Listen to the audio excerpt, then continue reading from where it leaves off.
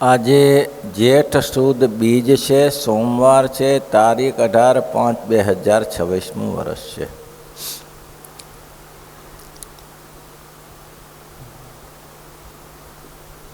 મહારાજ કે ધ્યાયતો વિષયાન પુંસ સંગસ્તે સંજાયતે સંગાત સંજાયતે કામ કામાત ક્રોધો બીજાયતે ક્રોધાત ભવતી સમૂહ સંવાદ સમૃદ્ધિ વિભ્રમ સમૃદ્ધિ બુદ્ધિનાશ બુદ્ધિનાશાત પ્રણશતી. આ લિંક બતાવી. આ થાય ને થાય. ધ્યાય તો વિષયાન પુંસ. માણસ જો વિષયનું ચિંતન કરે તો વિષય જ મળે. જેવું જેવું ચિંતન કરે તેવું એને પ્રાપ્ત થાય છે. તો વિષયનું ચિંતન જો માણસ કરે તો વિષયો મળે છે. એ કાલે જોયું આપણે. અને એક ફેરા એને વિષયમાં માણસને આસક્તિ થઈ ગઈ પછી માણસ સમજી શકો નથી કે હું માણસ છું કે પશુ જેવું છું. એની બુદ્ધિ કામ કરતી નથી. એ બુદ્ધિ પર થઈ જાય છે પછી.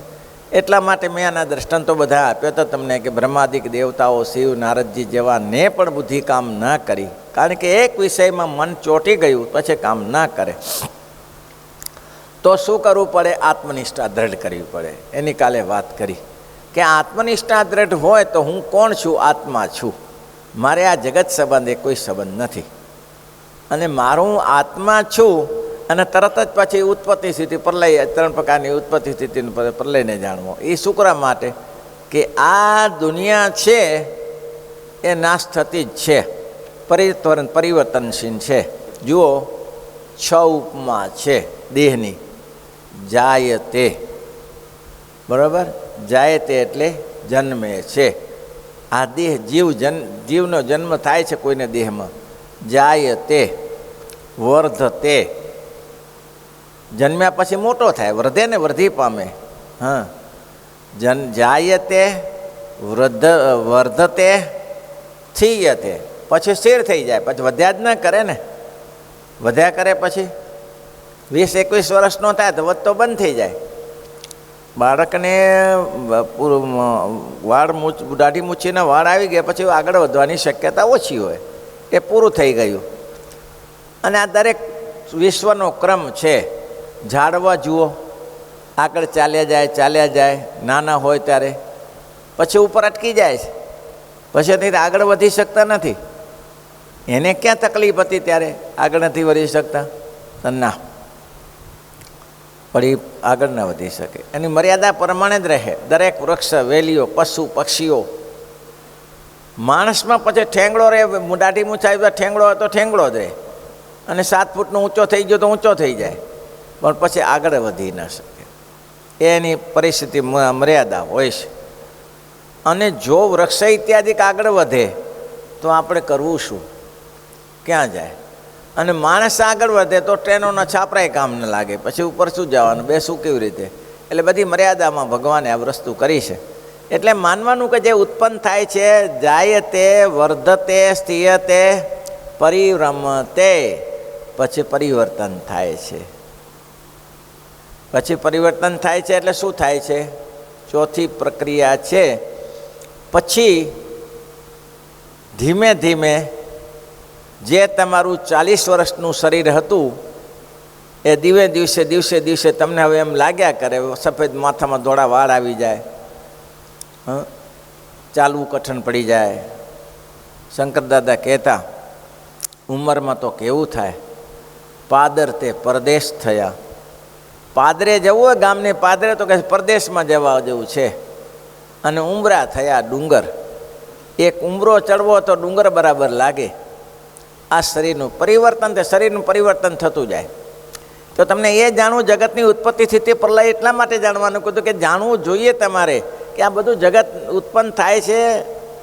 અને આપણે લખ્યું ને, પ્રભાતે ફૂલડિયા ખીલે, સાંજે તે ખરી જશે જી. નિત્ય બાગમાં નિત્ય કડીઓ ખીલીને ખરી જશે જી. નારાયણદાસનું શરીર ભક્તો છાણીના છે. તો એ કંઈ રહેતું નથી. આજે ને એને કાલે. પરિણામતે વિપક્ષીયતે, નમવા લાગે છે ને. ભલભલા લોકોને મુલા મસલુદ્દીન ચાલ્યા જતા હતા. એટલે ઉંમર થઈ ગયેલી 80 વર્ષની. એટલે હવે લાકડીને ટેકે ટેકે મુલા મસલુદ્દીન આમ નીચે જોઈને ચાલ્યા જતા હતા. એની નામના ઊંચીને કોઈ જગ્યાએ ગયા હશે તો એના શિષ્ય મળ્યા કે ગુરુજી ક્યાં ખોજ રહે હો, કોઈ મેં કુછ મદદ કરું. એને એમ કે નીચું આમ નીચું કેળ વરી ગયા ને ધીગા થઈ ગયા ને એટલે કે કાંઈક ખોવાઈ ગયું હશે એટલે નીચું જોઈને શોધે છે. ક્યાં ખો ગયા, મેં કુછ મદદ કર શકું? મુલા મસલુદ્દીન કશું બોલ્યા નહીં કે બાબા मैं कुछ मदद कर सकूं, क्या खो गया है, क्या ढूंढते हो, ढूंढते क्या हो? मुला मसलुद्दीन ने जवाब दीदो, अब तो मैं वो ढूंढता हूँ. क्या ढूंढते हो? अभी मैं कब्र क्या होने वाली है वो ढूंढता हूँ. हाँ, अभी आटलो નીચે તો વળી ગયો, હવે શું તો વાર શું લાગશે, હવે તો કબર ક્યાં થવાની છે એ શોધું છું. એવું છે. ત્યારે જીવ તો અમર છે, આત્મા અમર છે, એટલા માટે આત્માને દેહને કાંઈ લેવા દેવા નથી. આને શું લેવા દેવા છે? લંડનમાં 1756 એક કિસ્સો બનેલો. પતિ પત્નીના લગ્ન થયા, સારો સમય બેઠો, સારું ચાલ્યું જીવન. ગ્રસ્ત આશ્રમ ઘણી વાર કુટુંબ સારું મળી જતું હોય, વિદેશમાં બી સારું ચાલતું હોય, ઘણા લોકો છૂટા થઈ જતા હોય, બધા છૂટાછેડા વધારે થતા હોય, પણ અમુક ચાર ને ભઈ જતું હોય. એ તાજા લગ્ન થયેલા, 1-2 વર્ષ થયા અને પત્ની બીમાર પડી. બીમાર એવી જીવલેણ રોગ આવ્યો, હવે નીકળી ન શક્યા, બહાર ના આવે. બહુ મહેનત કરી, પહેલાં એ દવાખાના બહુ દોડ્યા પણ બહાર ના આવે. હવે પત્નીને થઈ ગયું કે હવે હું કંઈ બહાર નહીં આવી શકું. એના પતિને કીધું, જુઓ હવે હું બહાર નહીં આવી શકું, કે મહેનત તો હું ઘણી કરું છું, પણ તમે ગમે એટલી મહેનત કરતો, હવે મારી શરીરની આભાર એ નથી. પણ મારું એક વચન માનશો? તો કે હા. તું કે કરીશ, કરશો? તો કે હા.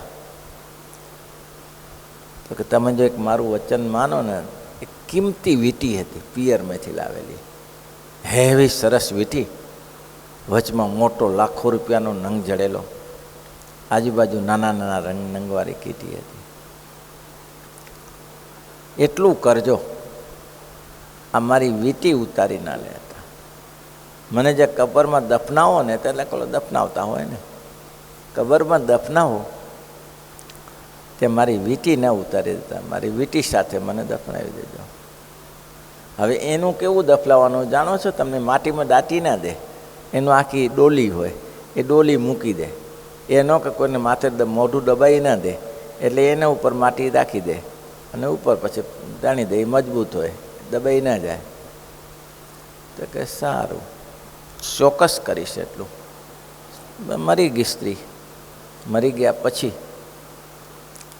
હવે જે કંઈ વિધિ થતો હશે કર્યો, અને પછી બધા સાથે મળીને સંસવનમાં લઈ ગયા. દફનાવતી વેળાએ એક ભાઈએ કહ્યું, ભાઈ હવે આ બેન જાય જ છે, એટલે કે પાછી આવવાની નથી, તો આ કિંમતી વીંટી છે એ લઈ લો ને. તો કે ના, એ લેવાની નથી. હવે એ તો મરી જ ગઈ છે, એની સાથે શું લે? તો કે ના, એની ડિમાન્ડ હતી કે વીંટી સાથે મને દફનાવતી. હવે આને કે વીંટી શું કામ આવશે અંદર? હવે એને ક્યાં ખબર છે કે બેનની શું પ્રતિજ્ઞા હતી? વીંટી શું? આત્મા અમર છે ટૂંકમાં. એટલા માટે કીધું કે આત્મચિંતન કરવું, આત્મનિષ્ઠા દ્રઢ કરવી. હું આત્મા છું, હું જ્યાં જઈશ તો હઈશ, મારો કોઈ દિવસ વિનાશ નથી, દેહના વિનાશ દેહનો છે. એટલે મારે અહીંયા આત્મનિષ્ઠા દ્રઢ કરવાનું કહે છે. આત્મનિષ્ઠા દ્રઢ કરવી. આત્મા મરતો નથી. નહીં છિંદંતી શસ્ત્રની ન દહતી પાવક ન ક્લેદયંતી આપન શોષયંતી મારું. દફન ક્રિયા થઈ ગઈ. પહેલાં એ વીંટી કાઢવાનું કીધું હતું, પણ વીંટી કાઢીને અને વીંટી સાથે દફન ક્રિયા કરી દીધી. બધું વિધિ પતી ગયો. પછી એક માણસને એમ થયું, બહાદુર હશે કોઈ, નહીં તો શમશાનમાં કોણ જાય? એને કોદારીને પાવડો લીધો કે સાલી ગમે તેમ હોય લાખો કરોડો રૂપિયાની વીંટી છે, કામ થઈ જાય ને કાઢી લઈ તો. હવે એ તો મરી જ ગઈ છે, એ મરી જ ગઈ છે, હવે વીંટી કાઢી લે તો કામ થઈ જાય. એટલે મારે પેલો રાત્રે 10-12 વાગે ગયો, કબર ખોદી અને અંદરથી પેટી નીકળી. કબર તો ખોદાઈ ગઈ. બહાદુર તો કહેવાય ને, હિંમતવાન તો કેમ સ્મશાનમાં જઈને આ રીતે ચારે બાજુ મરદો સૂતા હોય અને કબર ખોદવી. અરે ત્યાં તો ભૂતનો દિવાસો તે હોય શું. અને ખોદી કબર, અને પેલી બેનના હાથમાં વીંટી હતી, તે વીંટી આમ જેવી કાઢી. જેવી વીંટી કાઢી, બેને હાથ પકડ્યો અંદર કબરમાંથી. બેને હાથ પકડ્યો. હવે આની થાય શું દશા? શું થાય આની દશા? શું થાય? આ તો ભૂતની ભાનતી ને. હવે બેન છોડે નહીં. અરે છોડ, પણ બેન છોડે નહીં. મારી નાખ્યા. આ તો આવી બની હારી. ગજબ થઈ ગયો. હા, ગજબ થયું. બેન હાથ ન છોડે. રાડો રાડ થઈને તે સિક્યુરિટી હતો, એને એમ થયું કે હરે કોઈ અહીંયા કયા મળદા ઊભા થયા છે કે શું? આવી રાડો રાડી ક્યાં થયા છે? છોડો. પણ છોડતી હશે એના શબ્દમાં. આપણે તો અંગ્રેજી છે ફાવે છે, આપણે ગુજરાતી બરાબર છે. તે છોડ પણ હાથ ના છોડે. પેલો આવ્યો, એટલે તું મને ઓલ્યો ભાગ્યો પાછો કે આ તો સારું ભૂત જાગ્યું અંદરથી અંદર. પેલો સિક્યોરિટી ભાગ્યો ત્યાંથી કે અહીં ઊભો રહ્યો તો હશે. અરે ઊભો રે કે હા ઊભો રે, પણ શું ઊભો શું રે? અને મને મદદ કર, મને હેલ્પ કર. તો કે આમાં હેલ્પ થતી હશે તો તું ફસાયો ને હું ફસાઉં. હવે પેલો મદદ કરવા ગયો, બીજા હાથેથી એને પકડી લીધો. પેલાને સિક્યોરિટીને પકડી લીધો, બીજા હાથે એને પકડ્યો. હવે પણ બંને જણા મથે મને છોડો. હું તો કે અમથો આવ્યો હતો. પેલો કે હું ત્યાં કૂટો આવ્યો હતો ત્યારે. પણ બેન છોડે નહીં. અરે પણ આમ છોડો. પછી બેન બોલી કે હું છોડી દઉં, પણ એક શરતે. શું? મને ઘરે પહોંચાડી દો. મને મારા ઘરે પહોંચાડી દો. તો કે ભૂતને ઘરે લઈ જઈને શું કરવાનું? ભૂત નથી, હું એની છું. હું પાછી આવી છું જીવમાં. હા, આ દેહમાં પાછી આવી છું. મને ઘરે પહોંચાડી દો. હવે લઈ જવાય ઘરે લઈ જ મરી જે આજે જ પાછું તાજું જ હતું. તાજો જ બધા દફન ક્રિયા કરીને ગયેલા, અને પાછું ઘરે લઈ જવાય? લઈ જવાતું હશે ઘરે તો નહીં છોડવું. ઘરે લઈ જવાની પ્રતિજ્ઞા કરો તો છોડું. હવે આને ન છૂટકે નક્કી કરવું પડ્યું કે ભાઈ શું કરીશું કે આ હાથ નહીં છૂટે અને એ બખાડો થશે. કરશું શું? તો કે ભાઈ રાત્રિ છે, કોઈ જાણતું નથી કબ્રસ્તાનમાં, ને આપણે કહીએ લઈ જશું. પણ પેલો શું થાય? એને જે થાય આપણે ઘરે પહોંચાડી દેવાનું. ભલે છોડો હાથ, અમે તમારા ઘરે પહોંચાડી દઈશું. જો હાથ છોડું છું ઘરે પહોંચાડવાની શરતે, જો નહીં પહોંચાડો તો પાછા પકડીને અહીં સુડાવી દઈશ. જાય ક્યાં? નક્કી કે પ્રોમિસ આપીએ. અને બેનને બંને જણા સહી લઈને ઘરે લઈ ગયા. એનું ઘર હતું ત્યાં. હવે શું થાય? દરવાજો ખટકાયો. હા, ઓપન ધ ડોર. પણ અંદર પેલો કે અત્યારે કોણ રાતે 2 વાગે? તો હા, તો ઊભેલા બધા. દરવાજો સહેજ ખોલ્યો, બંધ કરી દીધો તરત જ. ભૂત મારું બેટું કા તો પાછું આવ્યું. પાછો દરવાજો બંધ કરી દીધો. પેલી બેને પોતાના શબ્દમાં કીધું, હું ભૂત નથી, હું એની એ છું, તમે ચિંતા ના કરો. અને દરવાજો ખોલો. દરવાજો ખોલ્યો, પણ ઓલ્યો ઝાલાય. હા, હું તો વિના ભૂતના સંચાર થયા છે. ભૂત આવી ગયું અંદર. એને માતાનો આવેશ થયો. ધૂણે આ બધા ધૂણે પાછા. સારું, આ તો ક્યારે પકડી લે? હે, એ તો ધૂણે, પણ આ હસ્તાજી લઈ આવેલા એને શંકા દૂર નથી. એ ધૂણે આજુબાજુ હોકારો થયો. એટલે આજુબાજુ ભેગા થઈ ગયા એટલે બધાને કીધું કે હવે આ આવું થયું છે. તે બધા લોકો કે મારું બેટું આમાં ક્યાં પડ્યા આપણે, કે આ તો શું કરવાનું? ત્યારે પછી ધીમે ધીમે બેને કીધું કે હું એની એ છું, હું ભૂત નથી થઈ, હું તો એ દેહમાં પાછી આવી છું. તમે શાંતિથી બેસો અને તમે ખોટા ડરશો નહીં મારાથી. ધીમે ધીમે હા નીચે બેઠો. અને બધા પહેલો તો કે હું તમે બધા જતા નહીં હવે કે સવાર સુધી અહીંયા જ બેસો, આ તો મારું રાત્રે ઉઠીને આવ્યું અને દિવસે પાછું હાલ્યું જાય, ખબર શું પડે આ તો કે સવાર સુધી બેઠો. સવાર સુધી બેઠા, 2 દિવસ લોકોને આજુબાજુ પડોશીને ભેગા રાખ્યા અને પછી થોડો વિશ્વાસ બેઠો કે છે તો એ ને એ, અને પછી પોતાનો સંસારમાં પાછા રહ્યા. એટલે આત્મા અમર છે, ટૂંકમાં કહેવાનું એટલું. એટલે આત્મનિષ્ઠા એટલા માટે દર્દ કરવી કે આત્મા અમર છે, એનો ઇતિહાસ કોઈ માની ન લે. બરાબર, એનો ઇતિહાસ માન્યા સિવાય છૂટકો જ નથી. એનો ઇતિહાસ કોઈ માની ન લે, પણ આ ઇતિહાસને માન્યા સિવાય છૂટકો જ નથી. પછી બેનને ખબર પડી ગઈ કે મને આ તકલીફ થઈ શેનાથી હતી, આ વીંટીને કારણે તકલીફ થઈ હતી. એટલે બેન કે જિંદગીમાં વીંટી ના પહેરવું. હવે વીંટીથી જ હું બીમાર રહેતી હતી ને, વીંટી પહેરવાથી જ. આ વીંટી ગયા પછી સ્વસ્થ થઈ ગઈ. અત્યારે હવે જિંદગીમાં વીંટી ના પહેરવું. પછી બેને વીંટી છોડી દીધી, ફેંકી દીધી, અને જિંદગીથી સંસાર સારો ચાલ્યો, સુખ શાંતિ સંસાર ચાલ્યો. એનો દીકરો થયો, અને એ દીકરો મોટો લેખક, પ્રુટો, વોટર પૂટો એનો દીકરો બ્રિટિશનો લેખક થયો. એને પોતે ઇતિહાસ લખ્યો છે, આવું થયું એમ કે મારા જન્મથી આવું થયું. એટલે આત્મા અમર છે, આત્મા કોઈ દિવસ જતો નથી. વોટર પ્રુટો નામ, એનું વોટર પ્રુટો નામ. એ વોટર પ્રુટોએ પોતાનો ઇતિહાસ પોતે પોતાના ડાયરીમાં લખ્યો છે કે આ રીતનો ઇતિહાસ મારો છે એમ. તો એ લેખકે પોતે લખ્યું છે કે આવું થયું. એ 1756ની સાલ હતી ત્યારે, ઈસવીસન 1756 સાલમાં આવું બન્યું. એટલે ઇતિહાસ છે, આત્મા અમર છે, આત્મા કોઈ જતો નથી. એટલે મારે પહેલે જ આત્માની વાત કરી, આત્મનિષ્ઠા દ્રઢ કરો કે હું આત્મા છું. આત્મનિષ્ઠા પછી તરત જ મહારાજે બસ જગતની ઉત્પત્તિ સ્થિતિને પ્રલયની વિચારણા કરો કે આ જગતમાં કોઈ અમર રહ્યું છે. જેને બાચકા ભરાવીએ છીએ, જેને બાચકા ભરાઈને ભેગું કરીએ છીએ, એ સાથમાં આવે છે. કેટલા લોકોની પાસે કેટલી લોકો જમીનો હશે, હજી આગળ વધ્યા જ કરે છે, આગળ વધ્યા કરે છે, હજી આગળ વધ્યા કરે છે. અને કેટલાક બેસી ગયા કે આમાં કાંઈ કાઢવા જેવું નથી. અને પછી એમ કીધું કે આ વિચારીને ભગવાનનું મહાત્મા સમજો. આ બધું નાશવંત જ છે, પછી મહાત્મા ભગવાનનું સમજો. કેમ, કેવા ભગવાન છે? તો કે જુઓ, તમે જોતા હશો, લાખો રૂપિયા ભેગા કર્યાથી આત્મસંતોષ થતો નથી. કરોડો રૂપિયાની મૂડી એકઠી કરવાથી આત્મસંતોષ થતો નથી. કારણ કે સ્પર્શ, શબ્દ સ્પર્શ, રૂપ, રસ અને ગંધ, એમાં એકમાં એક જ સુખ છે. શબ્દમાં શબ્દનું સુખ હોય, સ્પર્શમાં સ્પર્શનું સુખ હોય. શબ્દ સ્પર્શ રૂપ, રૂપમાં ખાલી નેત્રનું રૂપનું જ્ઞાન હોય. શબ્દ રૂપ, રસ, રસમાં રસનું જ્ઞાન હોય. ગંધમાં ગંધનું જ્ઞાન હોય. એક જ વસ્તુ મળે, જેમાંથી તમે લેશો તેમાં એક જ વસ્તુ મળશે, બીજી વસ્તુ નહીં મળે. અત્યારે પરફ્યુમ લો તો સુગંધનું સુખ મળે તમને. કેરીનો રસ ખાવ તો રસનું સુખ મળે, રસનાથી. કોઈ રૂપ સારું જોઈએ સ્ત્રી પુરુષનું તો રૂપનું સુખ મળે. તમને એક સુખમાં એક જ મળશે.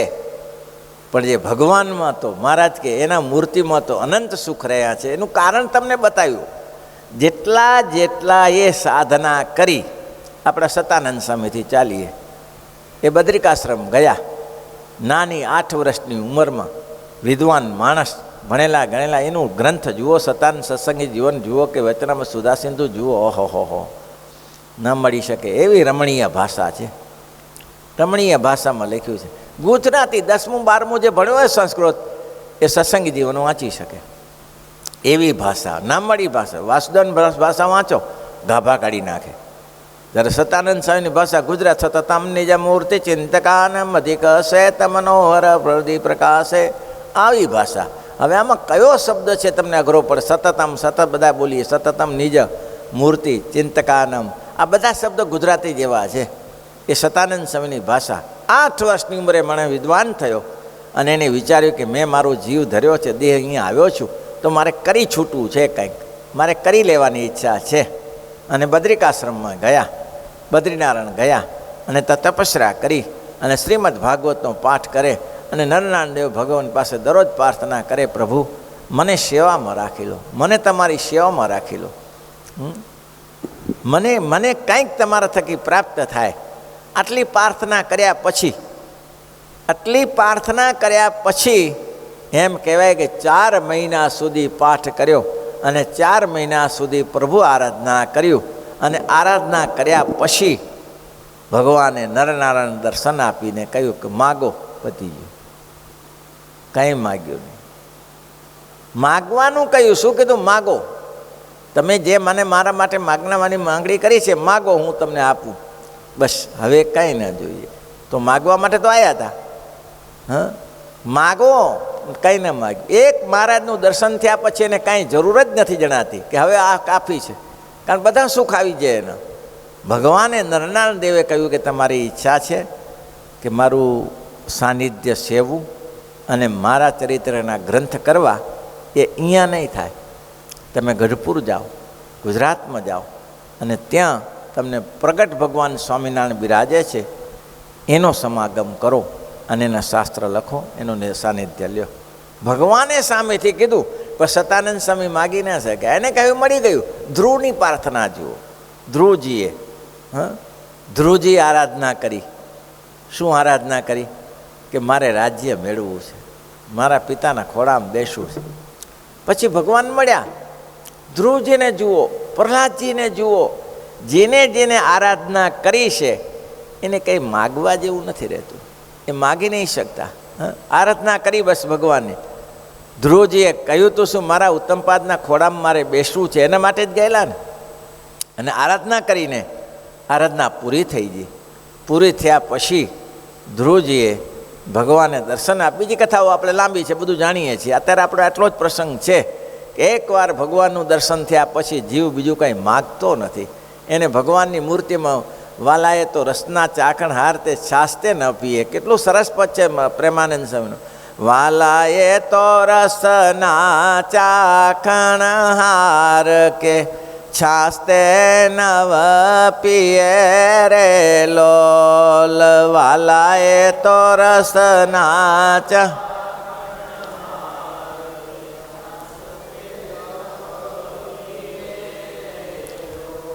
વાલાએ તો રસના ચાખણ હાર છાસ્તે ન પીએ. ધ્રુવજીએ ન માગ્યું, ન માગ્યું.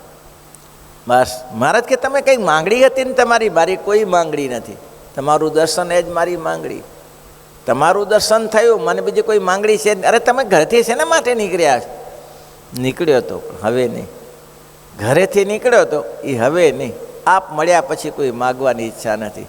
ત્યારે ભગવાને એમ કહ્યું, આપ ચિંતા ન કરતા, તમારી ઈચ્છા હતી હું પૂરી કરીશ. તમને રાજ્ય પણ મળશે અને અંતે હું તમને આકાશમાં એવું સ્થાન આપીશ, તમારું અલૌકિક સ્થાન આપીશ, ધ્રુવનું સ્થાન આપીશ. બોલો, ભગવાને સામેથી આપ્યું પણ માગ્યું નહીં. હવે ના મગાય, પતી ગયું. કેમ? પુરુષોત્તમ નારાયણની પ્રાપ્તિ થઈ પછી બીજું ના મગાય. મગાય કંઈ? બીજું કંઈ ન મગાય. ધ્રુવજીને જ્યારે પ્રહલાદજી ઉપર જ્યારે ભગવાન નરસિંહ ભગવાન પ્રસન્ન થયા ત્યારે કહ્યું કે માગ, માગ ધ્રુવ માગ. પ્રહલાદજી કંઈક માગો. શું કહ્યું? મહારાજ શું માગવાનું? માગવાનું કોઈને ના કહેવાય. જગતના લોકો તો લોચા માગે. જગતના લોકો લોચા માગે. તમે મળ્યા પછી બીજું શું માગવાનું? બીજું કંઈ મગાય નહીં મહારાજ. હા, મહારાજ કે રાજ સંપત્તિ તમારી આગળ, રાજ સંપત્તિ ત્રણખલા જેવી છે. ત્રિલોકીની સંપત્તિ ભગવાનની આગળ ત્રણખલા જેવી છે. જુઓ, હા, રક્ષણ જો મહારાજ કરતા હો તો ત્રિલોકીનું રક્ષણ કરજો. શું રક્ષણ કરજો? કામ, ક્રોધ, લોહી ત્યાં અંતરશત્રુ થકી મૂકીને જીવ તમારા ધામને પામે. બસ ના માગે.